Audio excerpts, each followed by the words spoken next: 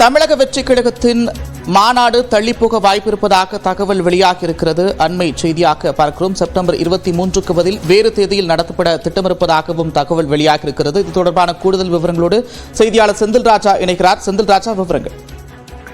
நந்தா, தமிழக வெற்றி கழகத்துடைய முதல் மாநில மாநாடு செப்டம்பர் 23 விக்கிரவாண்டியில் நடத்துவதற்காக திட்டமிடப்பட்டது. இதற்கான அனுமதியை காவல்துறையிடம் கேட்டிருந்தார்கள். குறிப்பாக எஸ்பி அலுவலகத்தில், விழுப்புரம் மாவட்ட எஸ்பி அலுவலகத்தில் அனுமதி கேட்டிருந்தார்கள்.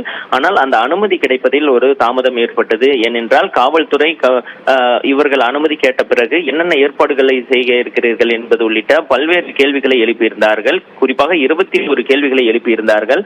அதே 5 நாட்கள் கால அவகாசத்தில் பதிலளிக்குமாறும் கூறியிருந்தார்கள். இந்த நிலையில்தான் தாவேகா தரப்பில் அந்த கேள்விகளுக்கு பதிலளிக்கப்பட்டது. இந்த நிலையில் நேற்று அந்த மாநாட்டை நடத்தி கொள்வதற்காக அனுமதி கொடுத்திருந்தார்கள். அது மட்டுமில்லாமல் பல நிபந்தனைகளையும் விதித்திருந்தார்கள்.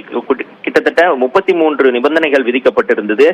அது மட்டும் இல்லாமல் 23 மாநாடு நடத்த திட்டமிட்டிருப்பதால் இந்த அனுமதி என்பது மிக தாமதமாக கிடைத்ததால் குறைந்த நாட்களே தான் இருக்கிறது. குறிப்பாக அந்த மாநாட்டுக்கான இடம் தயார் செய்வது, மேடைகள் அமைப்பது, அரங்கம் அமைப்பது உள்ளிட்ட பல்வேறு விஷயங்களுக்கு அதிக நாட்கள் தேவைப்படும். ஆனால் குறுகிய நாட்களுக்கு அந்த மாநாட்டை நடத்த முடியாது என்ற ஒரு சூழல் ஏற்பட்டிருக்கிறது. இதன் காரணமாக அந்த 33 அந்த நிபந்தனைகளையும் ஆலோசித்து அது வேறு ஒரு தேதியில் நடத்தலாமா என்பது உள்ளிட்ட பல்வேறு ஆலோசனைகள் தற்போது கட்சியின் தரப்பில் நடைபெற்று வருவதாக நமக்கு தகவல் கிடைத்திருக்கிறது. இதன் காரணமாக அந்த 23 செப்டம்பர் 23 அந்த திட்டமிட்டபடி தமிழக வெற்றி கழகத்துடைய கொள்கை பிரகடன அந்த முதல் மாநில மாநாட்டை நடத்துவதில் ஒரு தடை ஏற்பட்டிருக்கிறது. இதன் காரணமாக வேறு தேதியில் நடத்துவதற்காக திட்டமிட்டிருக்கிறார்கள்.